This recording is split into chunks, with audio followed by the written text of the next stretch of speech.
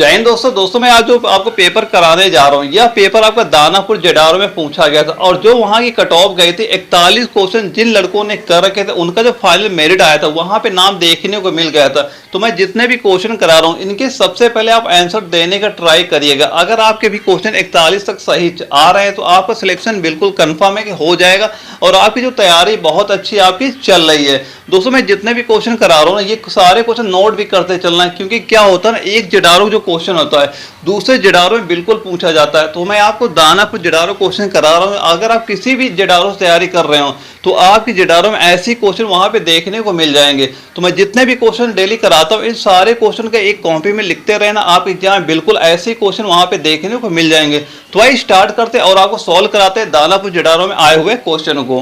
ये सारे क्वेश्चन आपके दानापुर जेडारो में पूछे हुए क्वेश्चन है, क्योंकि क्या होता है, एक जो जेडारो क्वेश्चन है दूसरे जेडारो में जरूर पूछा जाता है। ये सारे क्वेश्चन मोस्ट इंपॉर्टेंट क्वेश्चन, अब ये सारे क्वेश्चन नोट करते चलना। आप एग्जाम में ऐसे क्वेश्चन वहां पे देखने को मिल जाएंगे।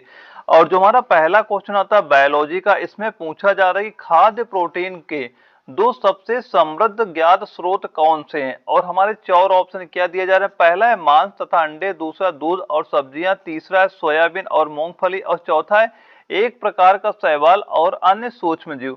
तो राइट आंसर कितना हो जाएगा, राइट आंसर नोट कर लेना, ऑप्शन नंबर सी यानी कि सोयाबीन और मूंगफली हमारा बिल्कुल राइट आंसर आपका हो जाएगा।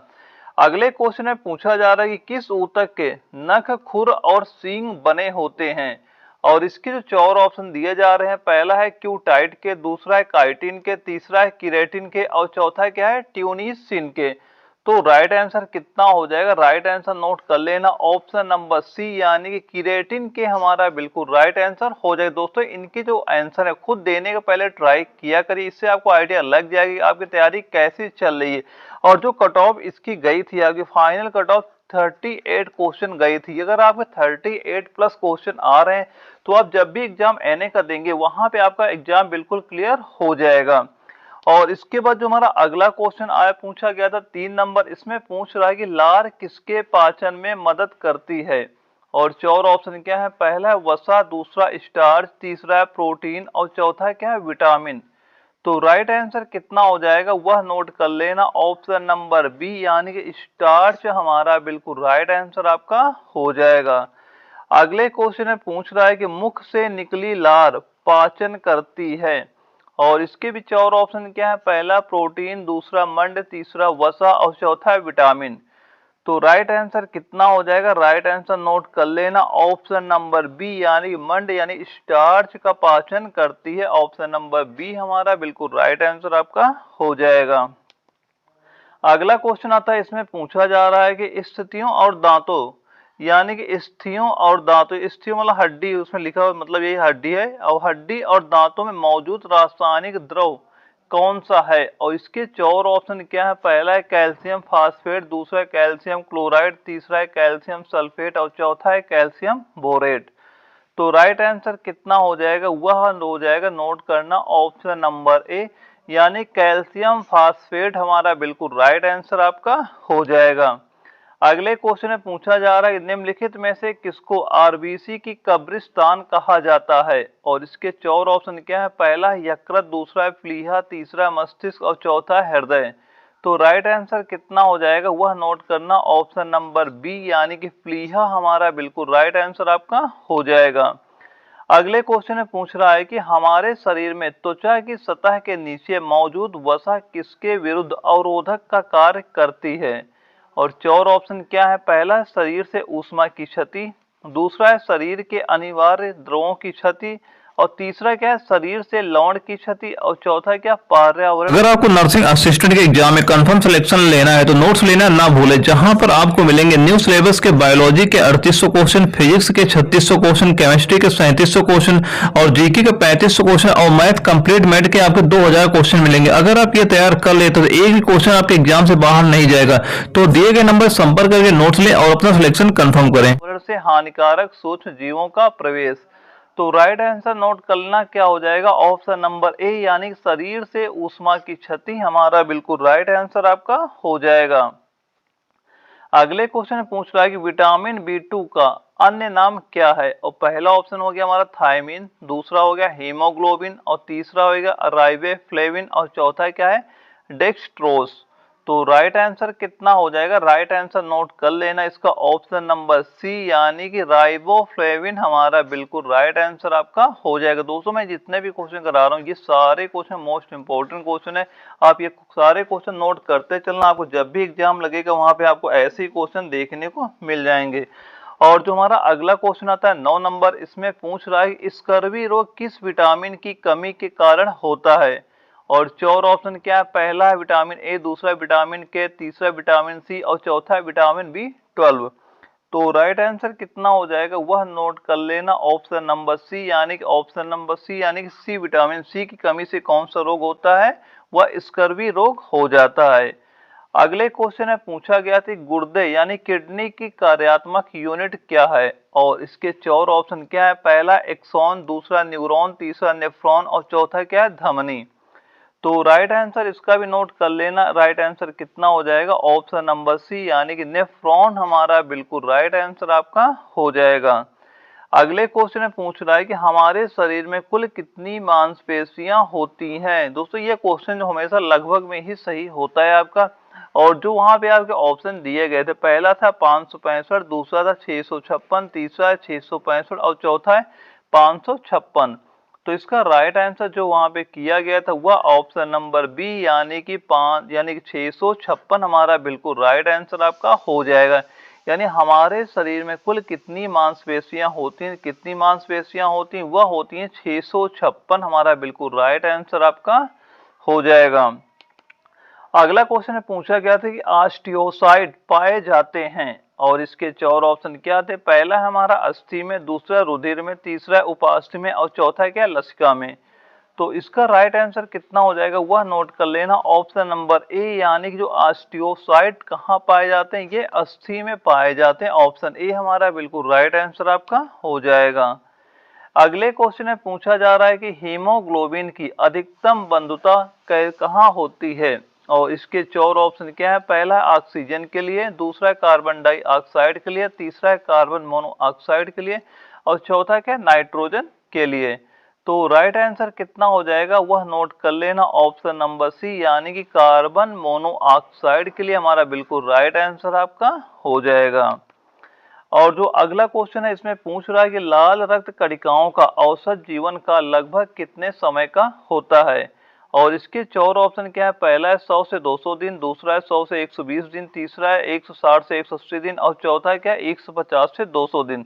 तो राइट आंसर कितना हो जाएगा वह नोट कर लेना ऑप्शन नंबर बी यानी कि 100 से 120 दिन हमारा बिल्कुल राइट आंसर आपका हो जाएगा। ऑप्शन बी हमारा बिल्कुल राइट आंसर आपका हो जाएगा। अगले क्वेश्चन में पूछा जा रहा है कि निम्नलिखित में से कौन सी ग्रंथि सेक्स हार्मोन को स्राव करती है? यानी कि निम्नलिखित में से कौन सी ग्रंथि सेक्स हार्मोन्स का स्राव करती है? और इसके चार ऑप्शन क्या है? पहला हमारा एड्रिनल ग्रंथि, दूसरा है थायराइड ग्रंथि, तीसरा है पीयूष ग्रंथि और चौथा है क्या? तैल ग्रंथि। तो इसका राइट आंसर कितना हो जाएगा वह नोट कर लेना ऑप्शन नंबर ए हमारा बिल्कुल राइट आंसर आपका हो जाएगा। नहीं, एड्रिनल ग्रंथि हमारा बिल्कुल राइट आंसर आपका हो जाएगा। दोस्तों इसके बाद अगला सेक्शन कराता हूं जो कि हमारे केमिस्ट्री के क्वेश्चन आपके पूछे गए थे। और केमिस्ट्री जो हमारा पहला क्वेश्चन है इसमें पूछ रहा है कि ऑक्सीजन से ओजोन बनाने के लिए निम्नलिखित में से किसकी आवश्यकता होती है? और इसके जो चार ऑप्शन दिए गए थे, पहला क्या है? अवरक्त किरण, दूसरा है पराबैंगनी किरण और तीसरा है दृश्य किरण और चौथा क्या? इनमें से कोई नहीं। तो राइट आंसर कितना हो जाएगा वह नोट कर लेना ऑप्शन नंबर बी यानी पराबैंगनी किरण हमारा बिल्कुल राइट आंसर आपका हो जाएगा। दोस्तों ये सारे क्वेश्चन मोस्ट इंपोर्टेंट क्वेश्चन, आप सारे क्वेश्चन नोट करते चलना, आप एग्जाम में ऐसे ही वहां पे क्वेश्चन देखने को मिल जाएंगे। अगले क्वेश्चन में पूछा जा रहा है 17 नंबर में कि ओजोन किसे प्रभावित करता है? यानी ओजोन किसे प्रभावित करता है? और चार ऑप्शन क्या है? पहला है पारे तथा चांदी को, दूसरा है प्लेटिनम तथा लोहे को, तीसरा है कचाक को और चौथा है क्या? सोने को। और तो इसका राइट आंसर कितना हो जाएगा वह नोट कर लेना ऑप्शन नंबर ए यानी पारे तथा चांदी को हमारा बिल्कुल राइट आंसर आपका हो जाएगा। ओजोन किसे प्रभावित करता है? तो ओजोन किसे प्रभावित करता है? यह पारे तथा चांदी को क्या करता है? प्रभावित करता है। अगले क्वेश्चन में पूछा जा रहा है ब्रोमीन है एक, यानी ब्रोमीन है एक, और इसके 4 ऑप्शन क्या है। पहला जल में अविलेय रंगहीन गैस, दूसरा अत्यधिक ज्वलनशील गैस, तीसरा है काला ठोस, और चौथा है क्या लाल द्रव्य। तो राइट आंसर कितना हो जाएगा, राइट आंसर इसका नोट कर लेना, ऑप्शन नंबर डी, यानी कि लाल द्रव हमारा बिल्कुल राइट आंसर आपका हो जाएगा। अगले क्वेश्चन में पूछ रहा है कि भारी जल का रासायनिक नाम क्या है, और इसके 4 ऑप्शन क्या है। पहला है हाइड्रोजन ऑक्साइड, दूसरा है ड्यूटेरियम ऑक्साइड, तीसरा है ट्रिटियम ऑक्साइड, और चौथा है क्या हाइड्रोजन परऑक्साइड। तो इसका राइट आंसर कितना हो जाएगा वह नोट करना, ऑप्शन नंबर बी, यानी कि जो भारी जल होता है यह क्या होता है, ड्यूटेरियम ऑक्साइड हमारा बिल्कुल राइट आंसर आपका हो जाएगा। अगले क्वेश्चन में पूछा गया है जिप्सम का रासायनिक सूत्र क्या है। तो जो जिप्सम होता है इसका रासायनिक सूत्र क्या हो जाएगा, वह हो जाएगा, नोट कर लेना, CaSO4 इंटू 2H2O, H2O, यानी इसमें जो ऑप्शन नंबर ए दिया जा रहा है यह हमारा बिल्कुल राइट आंसर आपका हो जाएगा। अगले क्वेश्चन में पूछा जा रहा है कि एल्यूमिनियम धातु का अयस्क है, और इसके 4 ऑप्शन क्या है। पहला है क्यूप्राइट, दूसरा है गैलेना, तीसरा है बॉक्साइट, और चौथा है क्या हाइड्रोजन। तो राइट आंसर कितना हो जाएगा, वह हो जाएगा ऑप्शन नंबर सी, यानी कि बॉक्साइट हमारा बिल्कुल राइट आंसर आपका हो जाएगा।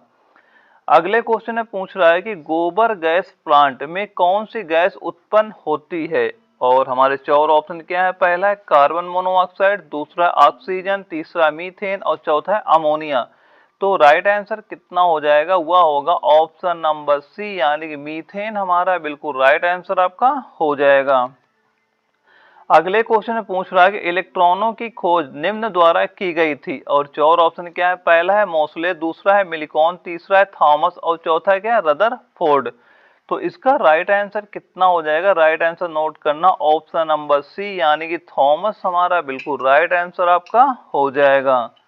अगला क्वेश्चन आता है 24 नंबर, इसमें पूछ रहा है कि दिसंबर 1984 में भोपाल में गैस के रिसाव से मृत्यु का तांडव हुआ था, और इसमें कौन सी गैस मतलब रिलीफ हुई थी, कौन सी गैस निकली थी। और 4 ऑप्शन क्या थे। पहला है कार्बन डाइऑक्साइड, दूसरा है मिथाइल आइसोसाइनेट, और तीसरा है कार्बन मोनोऑक्साइड, और चौथा है क्या अमोनिया। दोस्तों यह क्वेश्चन का मोस्ट इंपोर्टेंट क्वेश्चन है, कई बार आपके एग्जाम यह क्वेश्चन रिपीट हो चुका है। तो इसका राइट आंसर कितना हो जाएगा, राइट आंसर इसका नोट कर लेना, ऑप्शन नंबर बी, यानी मिथाइल आइसोसाइनेट हमारा बिल्कुल राइट आंसर आपका हो जाएगा। अगले क्वेश्चन में पूछ रहा है कि स्टेनलेस स्टील में लोहे के अतिरिक्त निम्न में से क्या होता है, और 4 ऑप्शन क्या है। पहला है तांबा, दूसरा जस्ता तांबा, तीसरा निकल जस्ता, और चौथा क्या है क्रोमियम और निकल। तो राइट आंसर कितना हो जाएगा, इसका राइट आंसर आप नोट कर लेना, वह क्या होगा, ऑप्शन नंबर डी, यानी क्रोमियम और निकेल हमारा बिल्कुल राइट आंसर आपका हो जाएगा।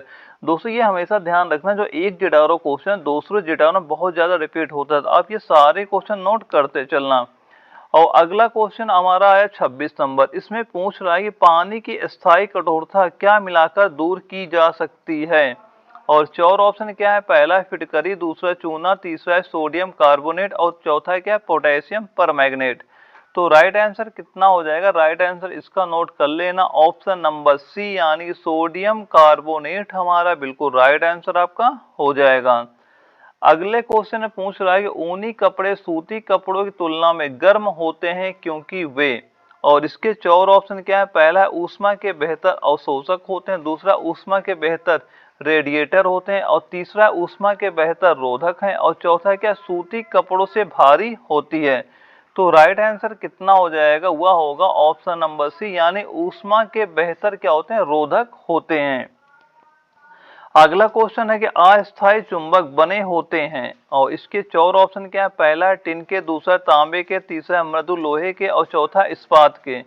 तो राइट आंसर कितना हो जाएगा, राइट आंसर नोट कर लेना, ऑप्शन नंबर सी, यानी मृदु लोहे के, यानी ऑप्शन नंबर सी हमारा बिल्कुल राइट आंसर आपका हो जाएगा। अगले क्वेश्चन में पूछ रहा है कि निम्नलिखित धातुओं में से कौन सी सबसे कठोर धातु है, कौन सी सबसे कठोर धातु है, और इसके 4 ऑप्शन क्या है। पहला है सोना, दूसरा है प्लेटिनम, तीसरा है लोहा, और चौथा है टंगस्टन। तो इसका राइट आंसर कितना हो जाएगा, राइट आंसर नोट कर लेना, ऑप्शन नंबर डी, यानी कि टंगस्टन हमारा बिल्कुल राइट आंसर आपका हो जाएगा। दोस्तों जो मैं क्वेश्चन करा रहा हूँ ना, तो आप खुद ही जब पेपर देने जाएंगे ना, खुद ही आपको आइडिया लग जाएगी कि सबसे ज्यादा रिपीटेड ही क्वेश्चन पूछे जाते नहीं। अगर आप सारे पुराने प्रीवियस ईयर क्वेश्चन सॉल्व कर लेते हैं तो आप एग्जाम से कोई भी क्वेश्चन बाहर नहीं जाने वाला, क्योंकि यही क्वेश्चन एक जिडारो को दूसरे जिडारो में जाता है और एक एआरओ को दूसरे एआरओ में जाता ही रहता है। बस आप मैं जितने क्वेश्चन करा रहा हूँ आप ये सारे क्वेश्चन नोट करते चलना, आप एग्जाम में ऐसे ही क्वेश्चन वहां पे देखने को मिल जाएंगे। और जो अगला क्वेश्चन है इसमें पूछा जा रहा है कि निम्नलिखित में से कौन सा तत्व सबसे अधिक अभिक्रियाशील है। और चार ऑप्शन क्या है, पहला है फ्लोरीन, दूसरा आयोडीन, तीसरा ऑक्सीजन और चौथा क्या है नाइट्रोजन। तो राइट आंसर कितना हो जाएगा वह नोट कर लेना, ऑप्शन नंबर ए यानी कि फ्लोरीन क्या हो जाएगा, सबसे अधिक अभिक्रियाशील हो जाएगा। ऑप्शन नंबर ए हमारा बिल्कुल राइट आंसर आपका हो जाएगा। और दोस्तों इसके बाद क्या करेंगे, हमारा सेक्शन सी है, इसमें 5 क्वेश्चन का फिजिक्स के भी करा रहे हैं जो कि आपके क्वेश्चन दानापुर जडारो में पूछे हुए क्वेश्चन है। और इसमें सबसे पहले क्वेश्चन में पूछ रहा है कि किसी वस्तु की मुक्त रूप से गिरावट के दौरान, और हमारे 4 ऑप्शन क्या है, पहला है गतिज ऊर्जा में वृद्धि होती है, दूसरा स्थितिज ऊर्जा में वृद्धि होती है, तीसरा है गतिज ऊर्जा में कमी आती है और चौथा क्या गतिज ऊर्जा में कोई परिवर्तन नहीं होता है। तो जब कोई वस्तु मान लो गिरती है तो उसके क्या होता है, उसमें जो उसका वेग होता है, वेग क्या होता है उसका बढ़ता जाता है। तो इसका राइट आंसर कितना हो जाएगा, वह हो जाएगा गतिज ऊर्जा में वृद्धि होती, क्योंकि गतिज ऊर्जा का सूत्र क्या होता है, वह होता है 1/2 mv²। तो यहाँ पे क्या जो v है ये अगर इसका वेग बढ़ेगा तो उसकी गतिज ऊर्जा भी क्या हो जाएगी, बढ़ जाएगी, यानी गतिज ऊर्जा में वृद्धि होती। ऑप्शन नंबर ए हमारा बिल्कुल राइट आंसर आपका हो जाएगा। और इसके बाद हमारा अगला क्वेश्चन आता है 32 नंबर आता है, इसमें पूछ रहा है कि किसी निश्चित ऊंचाई पर गतिमान किसी वस्तु को वेग को 4 गुना बढ़ा दिया जाए तो उसकी स्थितिज ऊर्जा में क्या परिवर्तन होगा। तो जो उसकी स्थितिज ऊर्जा में क्या परिवर्तन होगा, तो और 4 ऑप्शन क्या दिया जा रहा है, पहला स्थितिज ऊर्जा में नियत रहेगी, दूसरा स्थितिज ऊर्जा अपने मूल मान की आधी हो जाएगी, तीसरा स्थितिज ऊर्जा 2 गुनी हो जाएगी और चौथा क्या है हमारा स्थितिज ऊर्जा अपने मूल मान की 4 गुनी हो जाएगी। तो जो गतिज ऊर्जा मान लो क्या पूछा क्या जाए, स्थिर ऊर्जा में क्या परिवर्तन होता है, स्थिर ऊर्जा का सूत्र होता है हमारा mgh होता है और इसका जो होता है वेग का कोई प्रभाव नहीं पड़ता इसमें। और इसमें दिया क्या जा रहा है, किसी निश्चित ऊंचाई पर गतिमान किसी वस्तु को वेग को 4 गुना, अब वेग को अगर आप 4 गुना भी कर दिया जाएगा तो स्थिर ऊर्जा जो होती है इसमें कोई भी परिवर्तन नहीं होता है। इसका राइट आंसर क्या हो जाएगा आपका, इसका राइट आंसर हो जाएगा इसकी जो स्थिर ऊर्जा होती है वह नियत रहती है, यानी ऑप्शन ए हमारा बिल्कुल राइट आंसर आपका हो जाए। दोस्तों ये जो क्वेश्चन करा रहा हूँ ना 31 नंबर और 32 नंबर, ये कई बार आपके क्वेश्चन रिपीट हो चुके हैं, ये कई जडावर में देखेंगे कि ये सारे क्वेश्चन पूछे गए थे, ये इंपॉर्टेंट क्वेश्चन है, ये सारे क्वेश्चन नोट करते चलना, आप जब भी पेपर देंगे वहां पे आपके सामने ऐसा ही क्वेश्चन वहां पे देखने को मिल जाएगा। और जो अगला क्वेश्चन आता है 33 नंबर, इसमें पूछ रहा है कि साइकिल चलाते समय ऊर्जा का किस प्रकार रूपांतरण होता है। और इसके 4 ऑप्शन है, पहला है स्थितिज ऊर्जा पेशी ऊर्जा में रूपांतरित होती है, दूसरा है रासायनिक ऊर्जा पेशी ऊर्जा में और फिर गतिज ऊर्जा में रूपांतरित होती है और तीसरा है रासायनिक ऊर्जा यांत्रिक ऊर्जा में रूपांतरित होती है और चौथा क्या यांत्रिक ऊर्जा गतिज ऊर्जा में रूपांतरित होती है। तो इसका राइट आंसर नोट कर लेना कितना हो जाएगा, ऑप्शन नंबर बी यानी कि रासायनिक ऊर्जा जो होती है पहले पेशी ऊर्जा में और फिर गतिज ऊर्जा में रूपांतरित आपकी हो जाती है। और इसके बाद जो हमारा अगला क्वेश्चन आता है 34 नंबर, इसमें पूछ रहा है कि कॉन्टेक्ट लेंस सामान्य रूप से किसके बने होते हैं। और 4 ऑप्शन क्या है, पहला है टेफ्लॉन, दूसरा है हाइड्रोजेल और तीसरा है नायलॉन और चौथा है माइका। तो इसका राइट आंसर कितना हो जाएगा, राइट आंसर इसका नोट कर लेना, ऑप्शन नंबर बी हमारा बिल्कुल राइट आंसर आपका हो जाएगा, यानी कि हाइड्रोजेल हमारा बिल्कुल राइट आंसर आपका हो जाएगा। अगले क्वेश्चन में पूछा जा रहा है ध्वनि को मापने के लिए कौन से एकक का उपयोग किया जाता है, यानी कौन सा यूनिट का उपयोग किया जाता है। तो ध्वनि को मापने के लिए किसका प्रयोग करते हैं, वह डेसिबल का प्रयोग आपका किया जाता है। और दोस्तों इसके बाद हमारा अगला सेक्शन आता है जीके का, जिसके आपके 10 क्वेश्चन आपके एनएक एग्जाम में पूछे जाते हैं।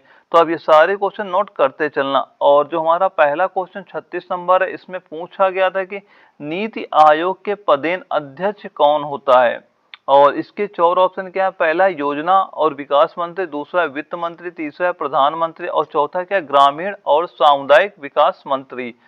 तो इसका राइट आंसर नोट कर लेना क्या हो जाएगा, ऑप्शन नंबर सी यानी कि प्रधानमंत्री जो होता है वह क्या होता है नीति आयोग का अध्यक्ष होता है। ऑप्शन नंबर 3 हमारा बिल्कुल राइट आंसर आपका हो जाएगा। अगले क्वेश्चन में पूछा गया था कि नर्मदा नदी का उद्गम निम्नलिखित में से कौन सा है। और हमारे 4 ऑप्शन क्या है, पहला है सतपुड़ा, दूसरा ब्रह्मगिरी, तीसरा अमरकंटक और चौथा है पश्चिमी घाट की ढलान। तो राइट आंसर इसका नोट कर लेना, क्या हो जाएगा, ऑप्शन नंबर 3 यानी अमरकंटक हमारा बिल्कुल राइट आंसर आपका हो जाएगा। अगले क्वेश्चन में पूछा गया था कि विश्व का सबसे बड़ा डेल्टा कौन सा है, और 4 ऑप्शन क्या है, पहला सुंदरवन, दूसरा अमेजोन बेसिन, तीसरा है ग्रीनलैंड और चौथा क्या है कांगो बेसिन। तो राइट आंसर नोट कर लेना, क्या हो जाएगा, ऑप्शन नंबर 1 यानी सुंदरवन हमारा बिल्कुल राइट आंसर आपका हो जाएगा। अगले क्वेश्चन में पूछा जा रहा है कि भारतीय मरुस्थल को क्या कहा जाता है, और 4 ऑप्शन क्या है, पहला है गोबी, दूसरा सहारा, तीसरा थार और चौथा है अटाकामा। तो राइट आंसर कितना हो जाएगा, वह हो जाएगा ऑप्शन नंबर 3 यानी कि थार हमारा बिल्कुल राइट आंसर आपका हो जाएगा। अगले क्वेश्चन में पूछा जा रहा है 1757 में प्लासी के युद्ध में सिराजुद्दौला को किसने धोखा दिया था, और 4 ऑप्शन क्या है, पहला हैदर अली, दूसरा मीर कासिम, तीसरा मीर जाफर और चौथा क्या अवध के नवाब। तो राइट आंसर नोट कर लेना, क्या हो जाएगा, ऑप्शन नंबर 3 यानी मीर जाफर हमारा बिल्कुल राइट आंसर आपका हो जाएगा। अगले क्वेश्चन में पूछा जा रहा है विश्व का सबसे बड़ा द्वीप समूह कौन सा है, और 4 ऑप्शन क्या है, पहला इंडोनेशिया, दूसरा अंडमान, तीसरा स्कॉटलैंड और चौथा है अन्य। तो राइट आंसर कितना हो जाएगा, वह नोट कर लेना, कितना होगा, ऑप्शन नंबर ए यानी कि इंडोनेशिया हमारा बिल्कुल राइट आंसर आपका हो जाएगा। विश्व का सबसे बड़ा द्वीप समूह कौन सा हो जाएगा, वह हो जाएगा इंडोनेशिया हमारा बिल्कुल राइट आंसर आपका हो जाएगा।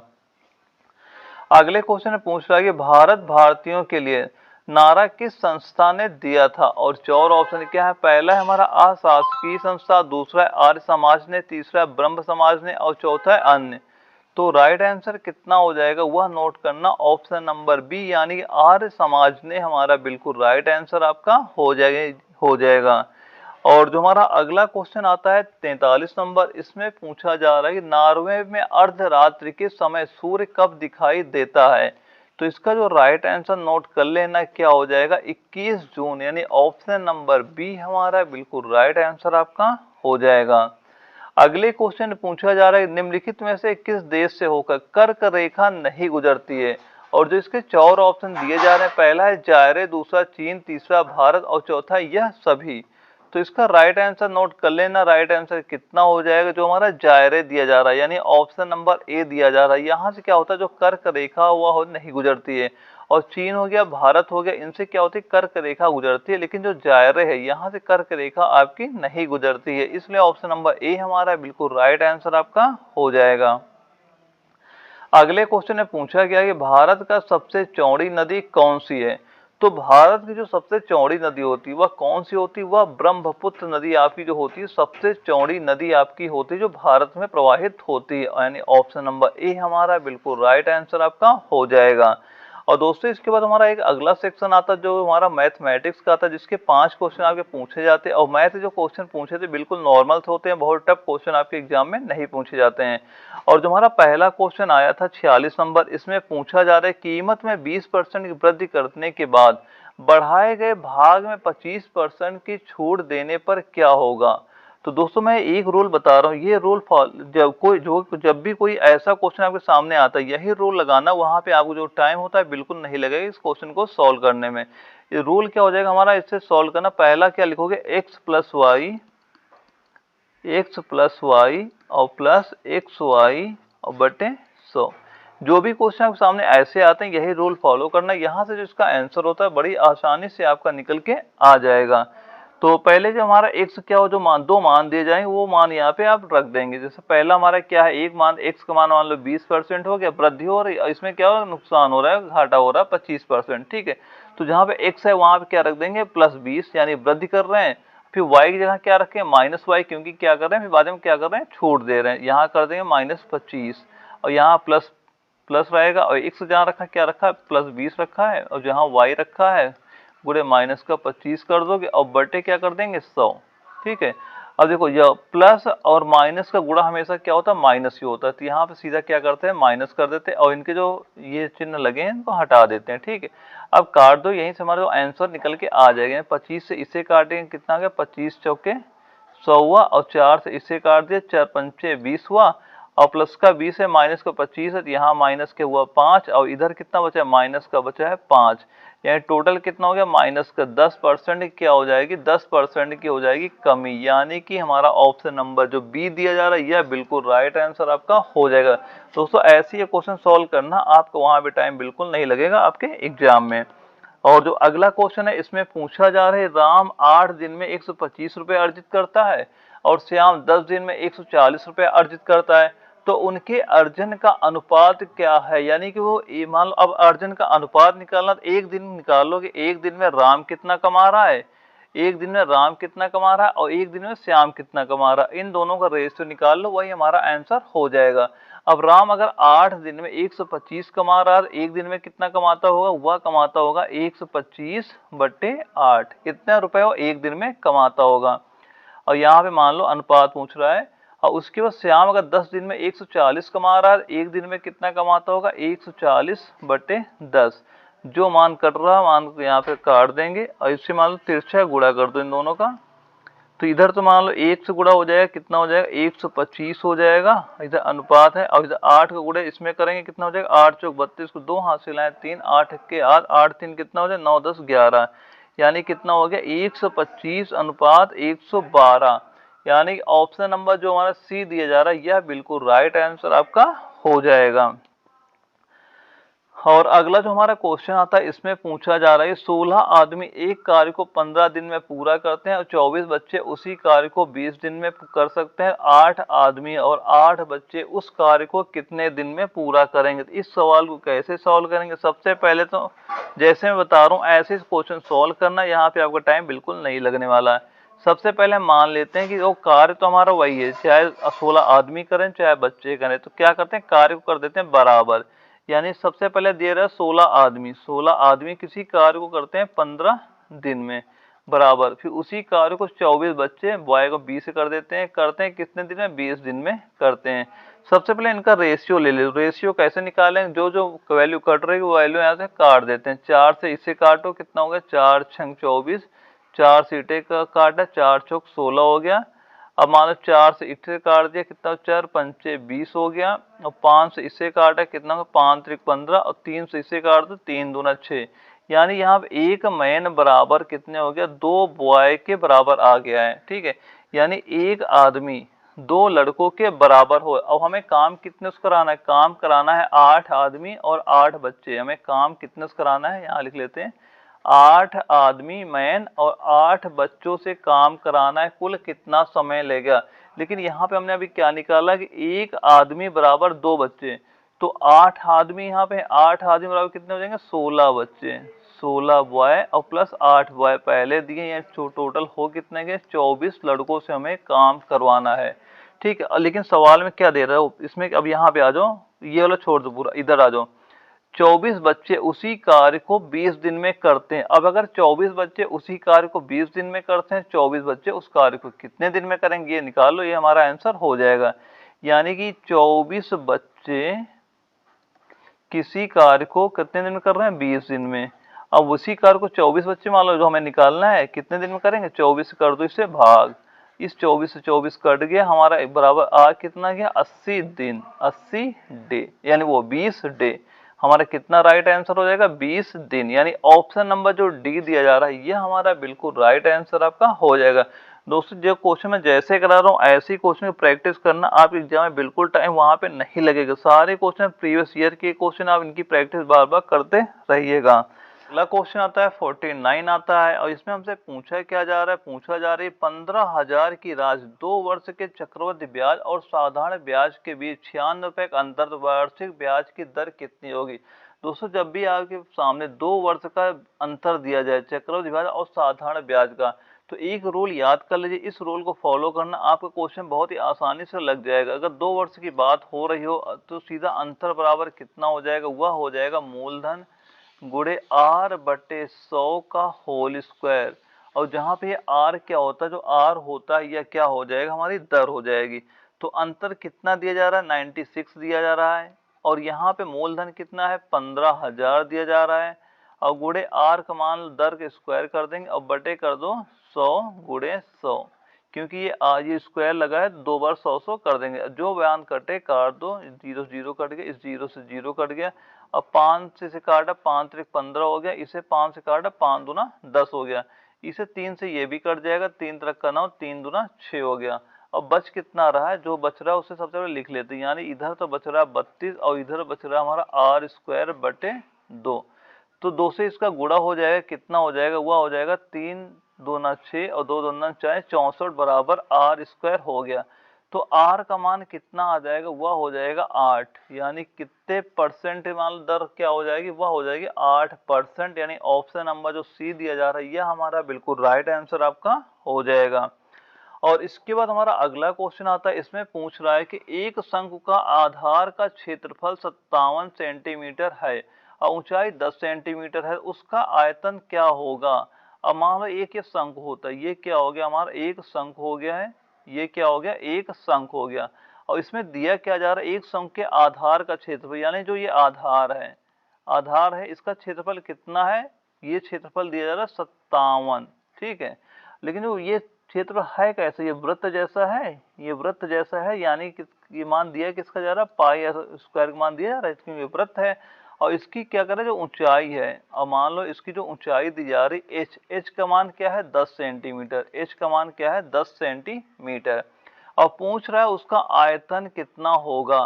तो सम का आयतन क्या होता है, 1/3 पाई आर स्क्वायर एच। यहाँ पे हम देखते हैं जो पाई आर स्क्वायर यानी जो वृत्त है इसका क्षेत्रफल पहले दिया जा रहा है, इसका आधार का, यह किसके बराबर दिया जा रहा है 57 के।